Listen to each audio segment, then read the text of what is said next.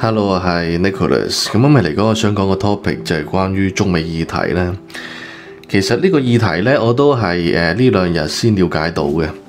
咁而家海外圈咧，有一班海外華人前輩一直喺度討論熱議緊嘅咧。咁佢哋就係話，而家中美博弈咧，最後尾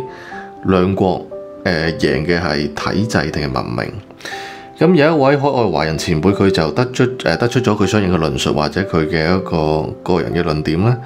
佢就係話咧，因為而家西方傳統陣營過往嘅意識形態，成日都話要揸住民主呢樣嘢去講啊嘛。咁呢位華人前輩咧，佢都講出佢相應嘅論述啦。就如標題話齋，其實而家美國佢行嘅係一個形式民主嚟嘅。好形式主義啊，做樣咁做嘅。咁我哋中國咧行嘅就係實質民主，句句到肉，步步到位嘅。咁具體係點咧？我就即係講咧，因為呢位海外華人前輩咧，佢就出咗期片嘅，差唔多成個鐘。但係我咧嗱，我睇過一次，我就睇過一次，我覺得佢講嘅大部分都有道理嘅。咁我就諗住將佢嗰條片大致嘅內容，將精華嘅片段、精華嘅內容縮減成為幾分鐘，希望可以一剔過我出一期片，你哋可以聽得明咧。係好咁回歸翻到個主題咧，嗱就係咁樣嘅。咁即係我哋中國咧，最主要贏就贏喺你可以話有一半數係贏喺體制啦。因為西方嗰啲資本主義國家，咩叫做資本主義國家？資本行先㗎嘛，但我哋中國唔同，即係我哋中國咧，就如華人前輩話齋啦，即係一旦我哋中國出現某種情況，譬如係產業資本啊、商業資本啊或者金融資本啊出現咗某些對人民群眾有損傷，或者係對人民群眾不利嘅行為咧，我哋始終有阿公喺度鎮住，有阿公。係呢點係我哋國家嘅最明顯嘅優勢嚟嘅，係咁其次嚟講咧，中國同美國之間嘅區別，有時嚟講真係唔係體制，真係唔係體制。我認為更加多嘅係一種文明啦，係咁我再往後講咧，即係點解呢位華人前輩佢話美國行嘅係形式民主咧？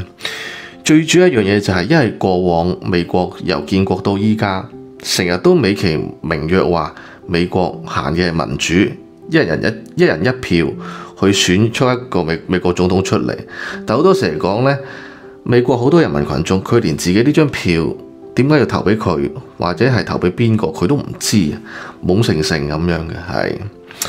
而且大部分即係如呢位華人前輩佢話齋咧，大部分美國嘅群眾佢呢張選票啊，到最終佢都係俾美國嘅金融資本或者美國內部唔同嘅權力架構去架空咗佢。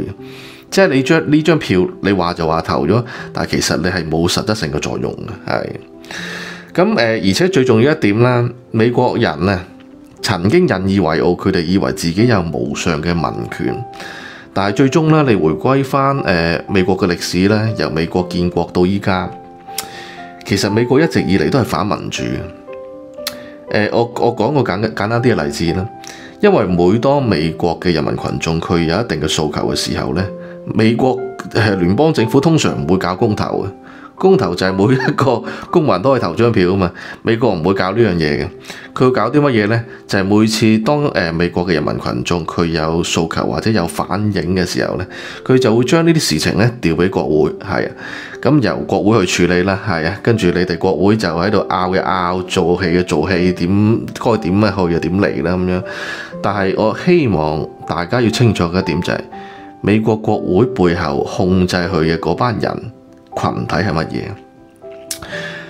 控制美國國會背後咧，全部都係資本階層或者係美國嘅權力階層去控制，即係冚唪唥坐埋一台嘅，分蛋糕食嘅啫。所以呢點係美國人民群眾到依家都未肯醒嘅最主要嘅一個導向性嘅原因啦。係好咁講翻我哋中國咧，我哋中國點解話行嘅係實質性嘅民主咧？因為喺我哋阿公嘅帶領下、領導下呢，其實係帶領我哋中國全體嘅人民群眾去往前行嘅。而且你要發覺一點，我哋中國由1949年建國到依家，每當我哋中國當下有金融資本、有產業資本、有商業資本，對人民群眾作出有損害性嘅行為，傷害到人民群眾切身利益，喺呢個時候，我哋國家阿公會出手嚟震懾佢哋，會阻止呢種行為。呢個就係我哋中國或者係中國式民主嘅強大，係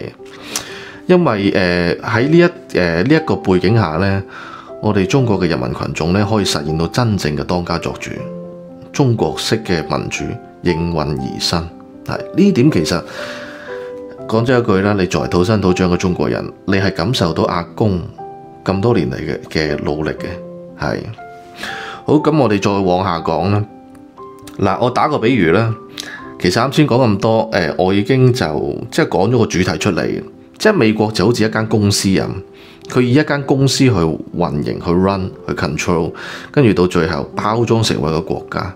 咁而我哋中國係乜嘢呢？我哋中國好多時嚟講係代表住一種文明，幾千年嘅歷史，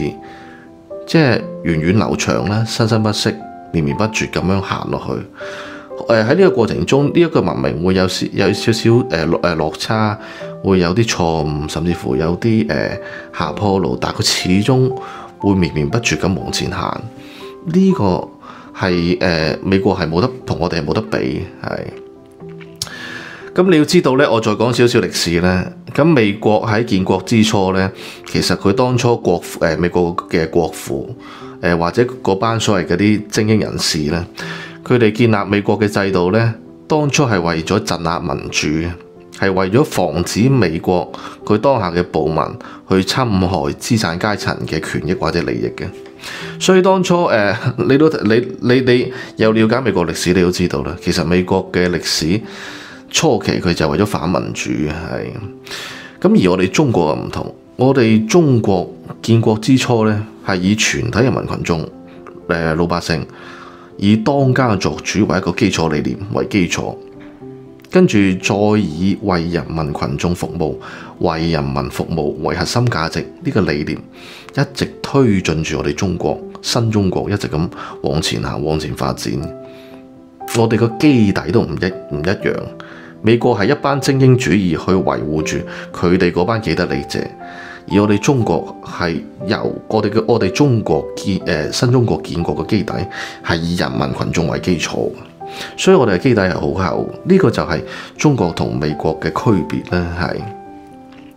咁到最後都差唔多講到結尾嘅啦，就係呢位華人前輩佢講就係中美兩國嘅文明優越性。其實坦白啲講句咧，中國同美國係冇可比性。美國幾多年歷史啊？我哋中國幾多年歷史啊？即係就參考翻魯迅佢講嘅啦。當初魯迅喺度鬧好多人，講嘅係乜嘢？就係話有部分人一直去崇拜住嗰個物質崇拜論。其實係即係你要明白一點，就係我哋中國我哋嘅文明個底好厚嘅。你了解翻我哋上個世紀，我哋當初100年前，我哋點解好似落後？其實好多時有部分人民群眾或者有部分老百姓，佢以為因為我哋文明優越性欠缺，我哋嘅文明需要進步。其實唔係，我哋文明唔可以發揚光大或者大放異彩。好多時係因為我哋嘅物質基礎，即係我哋全體人民群眾嘅一個物質基礎未跟得上或者未完善，所以先導致咗我哋嗰個文明優越性唔可以綻放出嚟。你諗啊嘛，嗱，2025年我哋中國嘅基本大部分嘅人民群眾嘅一個物質水平、物質基礎都上晒嚟，你見唔見到啊？就呢幾年，關於我哋中國中華文明好多啲文化產物不斷咁樣向外推，不斷咁向外崛起。呢種文化自信係源自乜嘢？始終都係要有一定嘅物質基礎，係。所以到最後呢，我再講一樣嘢，好搞笑，係一個華人前輩佢講嘅一個 get 嚟嘅，